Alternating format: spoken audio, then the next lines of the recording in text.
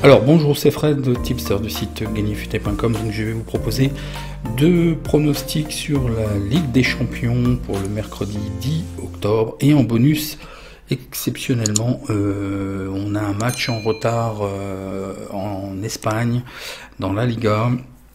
Un pronostic sur l'Atlético de Madrid contre Bilbao. Avant toute chose, voyons voir les résultats qui ont été très très bons, hein, c'est imperfect. Donc je vous avais proposé Chelsea, donc là c'est un pari gagnant, ils ont fait le job 2-0, et en plus les probabilités nous ont donné aussi le score. Je vous avais proposé, là pour moi il me manque un petit peu de but, mais on a assisté vraiment à un niveau Ligue des Champions là, hein. On a eu un petit match en avance, l'Inter à Atlanta, où là je vous avais proposé aussi l'Inter sec. Bon, je voyais quand même beaucoup plus de buts, mais bon, voilà quoi. Des fois je suis étonné en Ligue des Champions d'avoir autant de buts. Bon bah là c'était quand même assez stratégique, un bon match. Je ne vous avais pas proposé les deux autres, mais je les ai donnés en partie en commentaire. Je ne les avais pas retenus. Donc voyons voir tout de suite. Donc je vous rappelle aussi que nous avons Dortmund, Séville et Juventus FC Porto. La vidéo est disponible sur la chaîne. Et là je vous propose de voir pour cet avant-match futé du mercredi, pour le mercredi 10 mars. Donc les résultats on les a vus, les attentes pour ce mardi. Donc Liverpool, Leipzig, le PSG, Barça. Et puis en bonus, comme je vous ai dit, Atlético de Madrid, Bilbao. Donc commençons tout de suite. Donc Liverpool, Leipzig.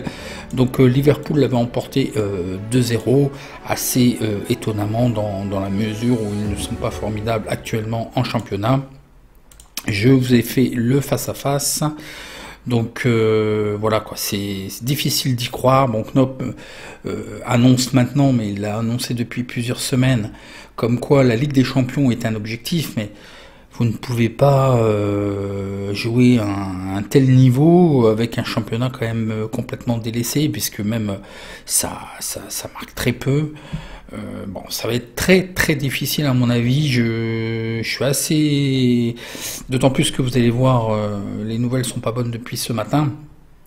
Il y a beaucoup de joueurs incertains et pas des moindres. Donc Liverpool gagne en championnat, hein, c'est uniquement en championnat, c'est juste pour vous donner un avis. Ils gagnent à 42%, ils font match nul à 25%, ils perdent à 32%, ils font des over et des under à 50%. Un rapport négatif de moins 28%, c'est catastrophique là, depuis les 7 derniers matchs. Par contre, Leipzig, c'est le contraire. Donc effectivement, ils ont perdu 2-0 contre Liverpool au match aller. Mais ils restent quand même invaincus sur les 6 derniers matchs. Ils gagnent à 66%, match nul à 20%, ils perdent à 12%. Ils font des over plus 2,5 buts à 58%, des under à 41%.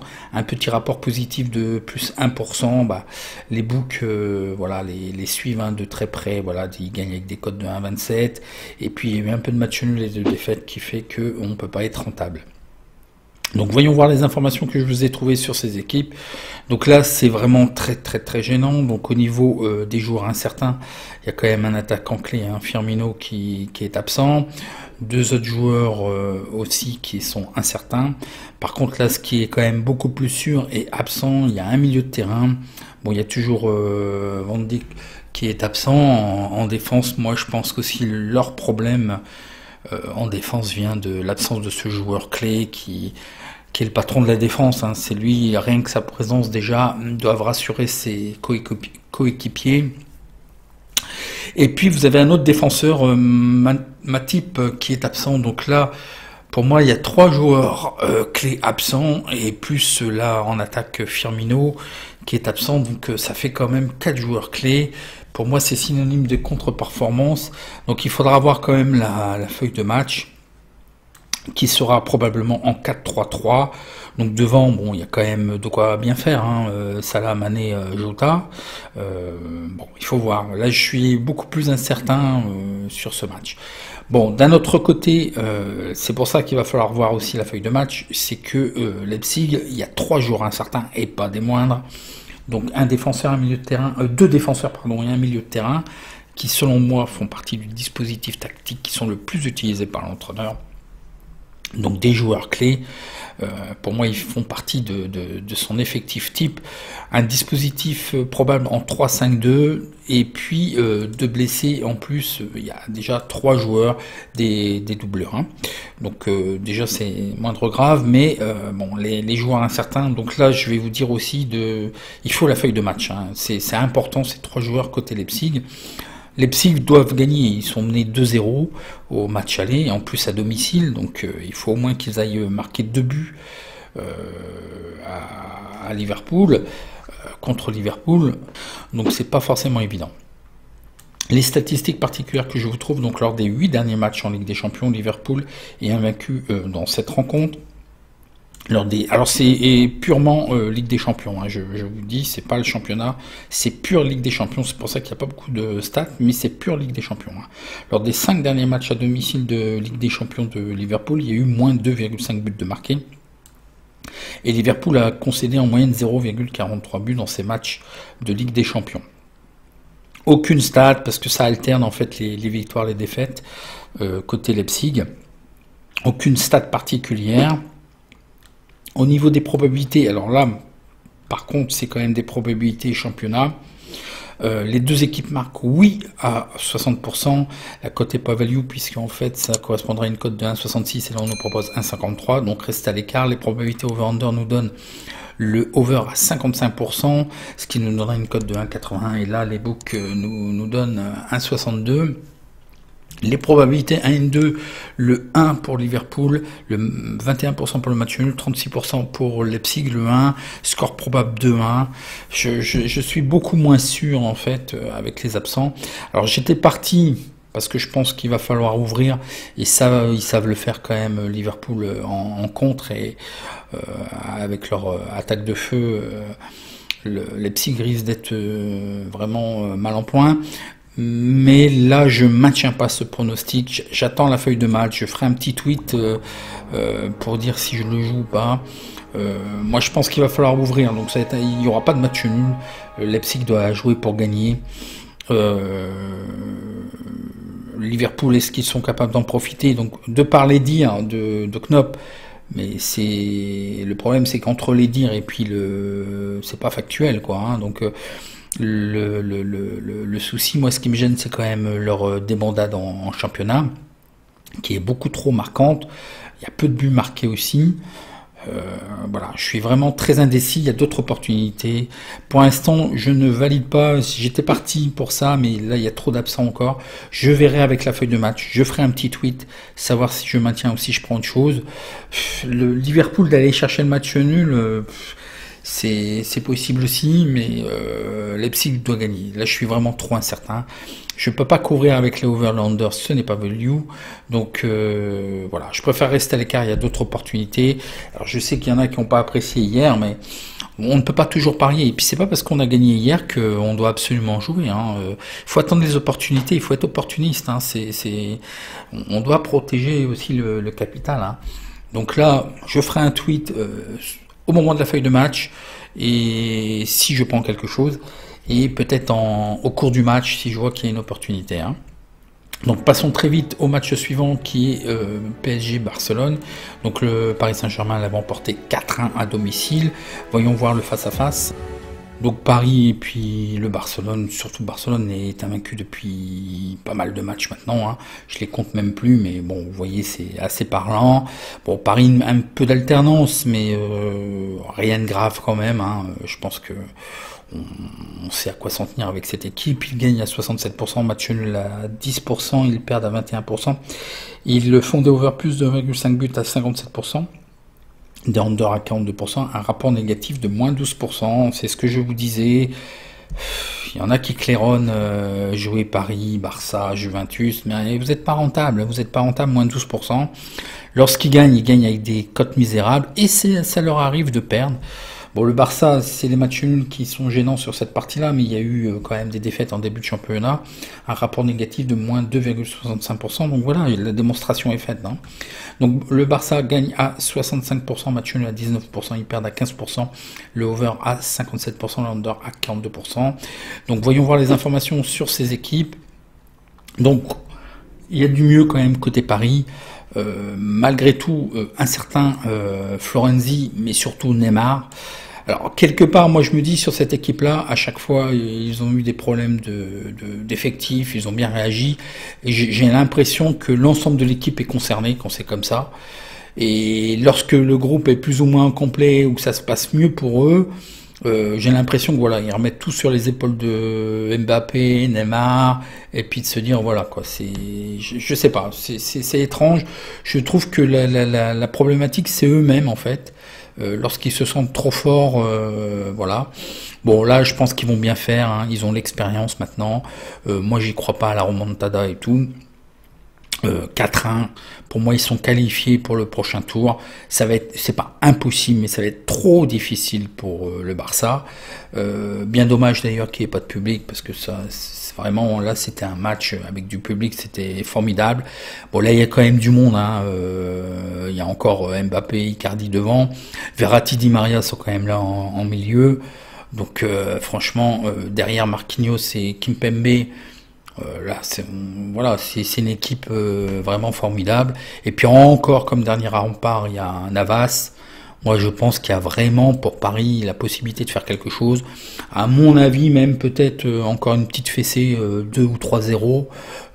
Même si je crois que Barça, ça va jouer. Et voilà, il faut, de par ce qu'il en découle au niveau évidemment enjeu, ce ne serait que même financier, il faut qu'il se bouge les fesses, quoi.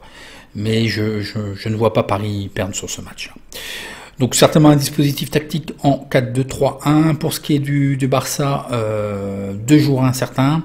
Donc là aussi, ça peut être très gênant. Et 4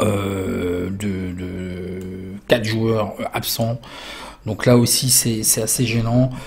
D'autant plus que Piqué ne sera certainement pas là. Roberto non plus. Voilà, vraisemblablement d'ailleurs ils auraient aggravé leur blessure le fait d'avoir joué précédemment. Leur feuille de match en 3-4-1-2, donc l'équipe reste quand même assez belle, y a pas de souci, on voit bien en championnat tout se passe bien quand même. Mais là je pense que ça va être difficile. Moi je pense qu'on va avoir, c'est certainement la plus belle affiche de la soirée, on va certainement avoir du spectacle, on va certainement avoir des buts, ça c'est clair. Même si Liverpool-Leipzig me semble aussi pas mal, je crois qu'on va avoir 2 bons matchs. Je vais essayer d'ailleurs de les voir en même temps. Donc pour les statistiques particulières, il y a eu 4 victoires consécutives d'affilée pour le Paris Saint-Germain en Ligue des Champions. Lors de ces 3 derniers matchs en Ligue des Champions, le Paris Saint-Germain a gagné par 2 buts et plus. Dans les 3 derniers matchs de Ligue des Champions du Paris Saint-Germain, il y a eu plus 2,5 buts de marqués dans le match. Le Paris Saint-Germain a marqué une moyenne de 2,43 buts lors de ces matchs en Ligue des Champions. Pour le Barça, il n'a subi aucune défaite lors des 7 derniers matchs extérieurs en Ligue des Champions. Le Barça est invaincu dans 13 des 16 derniers matchs en Ligue des Champions. Le Barça a gagné par 2 buts et plus ses 3 derniers matchs à l'extérieur en Ligue des Champions. Lors des 3 derniers matchs du Barça à l'extérieur en Ligue des Champions, ils ont réussi à garder leur cage inviolée. Dans les 5 derniers matchs du Barça en Ligue des Champions, il y a eu plus 2,5 buts. Donc une constante des deux côtés. Je pense que ça va claquer, il va y avoir des buts. Les probabilités, les deux équipes marquent oui à 70%. Ce qui nous donne une cote de 1,42. Et là, le problème, c'est que les books nous massacrent à 1,35. Pour moi, vous savez ce que je vais vous dire. C'est pas bon marché. Restez à l'écart. Les probabilités over-under, c'est pareil, le over à 65%, ce qui nous donne une cote de 1,53. Les books nous proposent 1,35, ce qui est beaucoup trop faible, restez à l'écart. Donc les probabilités, la victoire de Paris à 33%, le match nul à 36%, et la victoire du Barça à 31%, le N 2-2. Je pense qu'on va avoir des buts, c'est pas possible qu'on reste à 0-0 ou à 1. Barça doit bouger, donc ils doivent jouer pour gagner. Mais à défaut de ne pas perdre, moi je vois pas Paris perdre. Est-ce que ça fera 2-1, 3-1, 2-2 ça sera déjà des scores quand même pas mal. Donc qu'est-ce que je vous propose?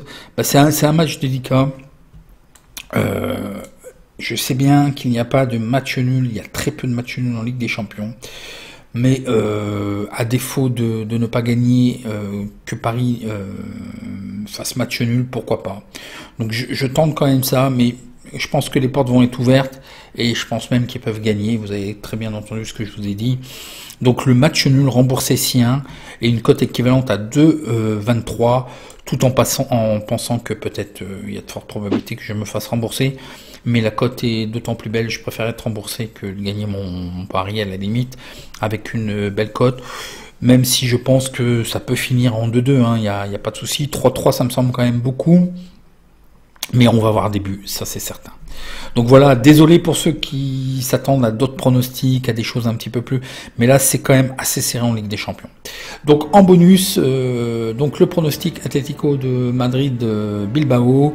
Donc là l'alerte algo, d'ailleurs je crois que je vous avais proposé ce match hein, de la 18e journée. J'ai pas retrouvé mes données, mais c'est pas grave, hein, je les ai refaites. Il n'y a pas de souci, mais je crois que c'était un match que je vous ai proposé qui était reporté. Il faut que je regarde sur la bankroll.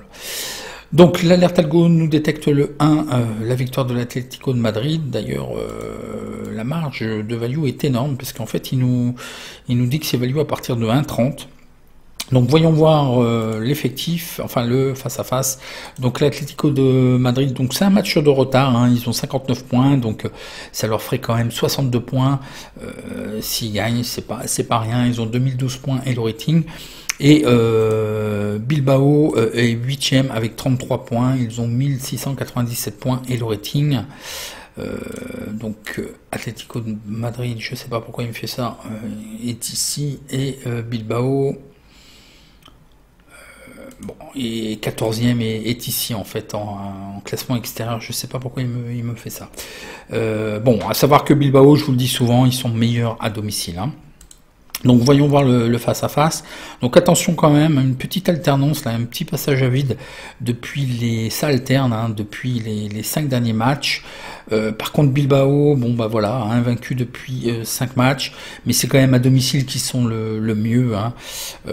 Bon, et là si vous regardez peut-être sur Flash Result le face-à-face, vous allez être impressionné par le nombre de victoires et d'invincibilité, mais attention, hein, c'est des matchs de coupe. Donc l'Atlético gagne à 72%, ils font match nul à 20%, ils perdent à 8%, ils font des over plus 2,5 buts à 40%, des under à 60%, ils marquent en premier à 68%, ils encaissent en premier à 24%, un rapport positif de plus 27% sur cette équipe. Pour l'Atlético de Bilbao, ils gagnent à 36%. Match nul à 24%, ils perdent à 40%, ils font des over plus 2,5 buts à 44%, des under à 56%, ils marquent en premier à 44%, ils encaissent en premier à 56%, un rapport négatif hein, de moins 21%. Le face-à-face domicile extérieur. Donc voilà, depuis 3 matchs quand même, bon, il y a eu le match contre le Real de Madrid, donc ils se sont fait accrocher. Avant ça, il y a quand même l'Levante. Bon, l'Levante sont plus ou moins bien, et Celta Vigo, bon, c'est pas formidable en ce moment. Par contre, Bilbao, c'est ce que je vous dis, hein, à l'extérieur, c'est pas formidable. C'est essentiellement à domicile que cette équipe font leurs points. Hein. L'historique... Alors, on nous apprend que l'Atlético de Bilbao l'avait emporté 2-0 l'année dernière. D'ailleurs, ils ont gagné les 5 dernières confrontations. Donc, les informations par rapport à l'équipe. Donc, uniquement blessé, José Jiménez. Bon, une longue absence maintenant, Herrera qui est absent. Un dispositif tactique probable en 3-5-2, avec certainement Félix aligné dès le début du match. Donc pour ceux qui jouent les booters, ça peut être intéressant. Hein. Suarez, Félix, effectivement. Et Bilbao a, mis à part la suspension pour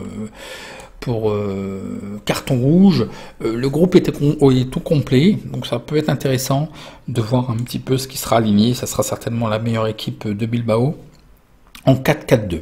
Les statistiques particulières, l'Atlético de Madrid est invaincu dans 39 de ses 45 derniers matchs de toute compétition. L'Atlético de Madrid a marqué une moyenne de 2,12 buts, 17 buts dans leur match à domicile de championnat. Pour ce qui est de Bilbao, ils sont invaincus dans les 6 derniers matchs de toute compétition. L'Atlético de Bilbao est invaincu dans 11 des 12 derniers matchs de toute compétition. Donc là, il y a les matchs de coupe et tout ça. Hein. Moi, je les prends pas vraiment en compte. L'Atlético de Bilbao a marqué un but et plus lors des 14 derniers matchs de toute compétition. Pour ce qui est des probabilités, le BTS non à 65%, et là c'est trop limite à 1,50. Le over à 55%, et là c'est pareil, ce n'est pas value à 1,44. Les probabilités 1-2, donc la victoire de l'Atlético de Madrid à 56%, le match nul à 31%, Bilbao à 13%, le 1, score probable 2-0. Bon, on a vu que ça fait 14 matchs que Bilbao marque au moins un but, mais je pense l'Atlético de Madrid capable de contenir Bilbao. Je vous dis, ils sont moins formidables à l'extérieur. Je suis assez d'accord avec le 2-0. Peut-être couvrir avec le 2-1, ceux qui jouent les scores. 2-0, 2-1, ça me semble assez propre. Hein. Pour ce que je vous propose, tout simplement, je suis un peu étonné d'ailleurs de la cote, c'est pour ça que je vous le propose. L'Atlético de Madrid, la victoire à 1,82. Je vous dis, Bilbao sont pas formidables à l'extérieur. Bon, peut-être qu'ils vont me faire mentir sur ce match. Évidemment, c'est toujours, mais je vous l'ai tout le temps dit. Hein. Donc voilà, je pense que c'est plus opportun. Donc ceux qui veulent s'abstenir du match de Ligue des Champions ou même d'aujourd'hui, hein, des matchs qui sont trop serrés et trop d'incertitudes, voilà, je pense qu'une belle opportunité. C'est d'autant plus intéressant que l'Atlético de Madrid ne doit pas se louper, c'est un match en retard, ils peuvent creuser l'écart en fait, hein. Donc c'est très important. Moi je pense que tout va être fait pour gagner. Après ils ont quand même des échéances derrière, donc autant prendre le large tout de suite, hein. Donc voilà, un bon pronostic. Donc si vous avez apprécié, un petit like, et je réponds à vos commentaires sous la vidéo. En attendant, à demain pour une prochaine vidéo. Merci.